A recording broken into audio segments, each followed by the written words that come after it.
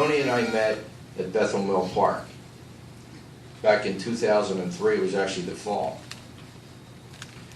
As time went on, I witnessed his leadership in revitalizing this VFW hall right here, as it established its home presence for the South Jersey Vietnam veterans. And many of those proud military veterans are with us today. The reality is this, that when I heard of Tony's passing, I, like many of you, was stopped in my tracks, because it wasn't anything that I ever saw happening. I've shared a number of POW MIA memorial services in this hall with Tony. I've witnessed his compassion, his endeavor, and his strong heart as he traveled throughout the South Jersey region for POW MIA memorial services in the various towns and communities. And each and every time, it was all business. There was no levity. It was all about those lost souls and their families.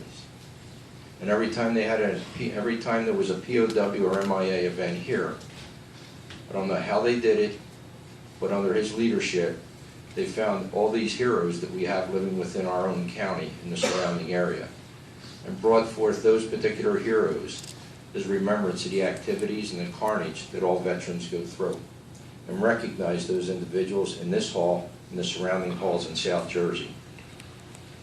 One story after the other will transcend today in our thoughts and prayers also as it relates to Tony Halas.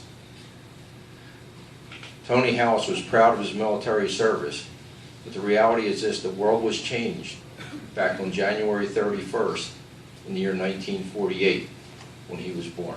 You know, there's so many things that Tony had left his mark on. And I think the POW MIA services, the last one I was with Tony, I was in Woodbury this past Memorial Day. And I was thinking this, and I think we all were, that, you know, at the pearly gates, St. Peter, there was a line.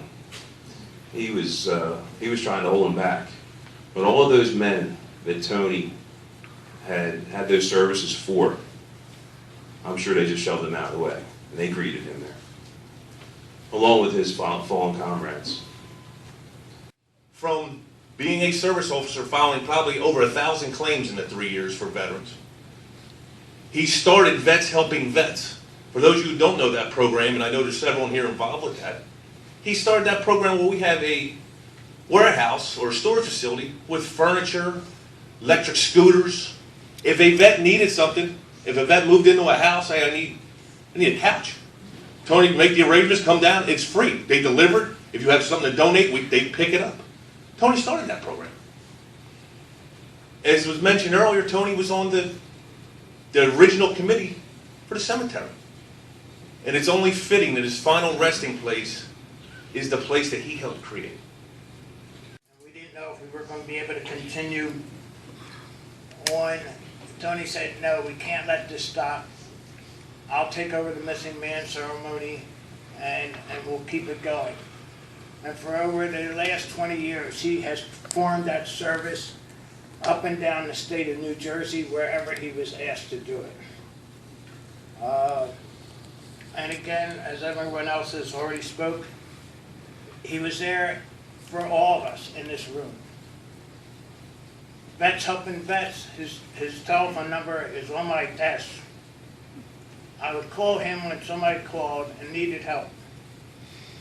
And he was always there. Tony is going to be missed by a lot of us. But whenever you look at that POW flag, you'll think of Tony Halas. Thank you. Back in 2003, on a snowy evening in Voorhees, New Jersey, I had the pleasure of attending a candlelight vigil. I watched this big guy perform a ceremony.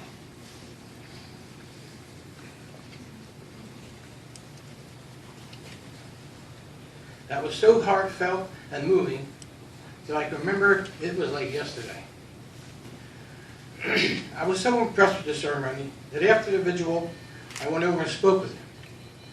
A week later, we were holding a vigil in Red Bank Battlefield National Park. That man was Tony Halas. And of course, the ceremony was the missing man. As time went by, we became good friends. Our friendship grew into a brotherhood. Tony became the older brother I never had. Tony also got me involved in the Vets Helping Vets. He taught me the history of the ceremony, got me involved in that. Delivering hospital beds and scooters, you name it. If a vet needed it, Tony found it and we delivered it. Any day of the week, Tony would call me and leave messages on my cell, sometimes 2 or 3 a day. Hey Bobby, it's Tony. We have a vet that needs a scooter. Hey Bobby, it's Tony. It's like I didn't know who it was. We have another vet that needs a scooter or wheelchair. If you don't believe me, I still have 12 of them on my cell phone. And I don't have the heart to delete them. The POWs, the missing man, and the veterans themselves were Tony's whole life. Tony's memory will forever be etched in my heart. The memory of a big man with even a bigger heart.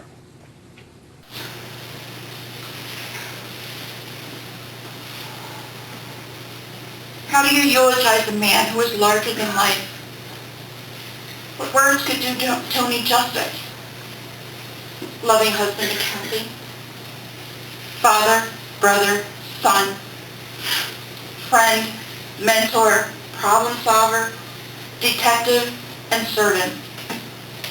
His first love was Kathy, but his second love was the United States veteran.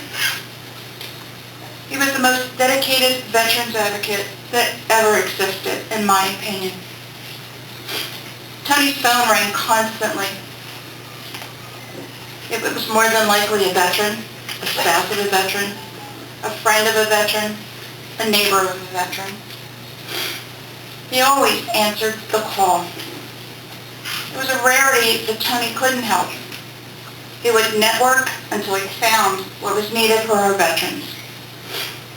Whether finding furniture, a wheelchair, a repairman, food, help with a utility bill, mowing grass, or shoveling snow. He always found a solution, never giving up. Tony can never be replaced. He was surely one of a kind.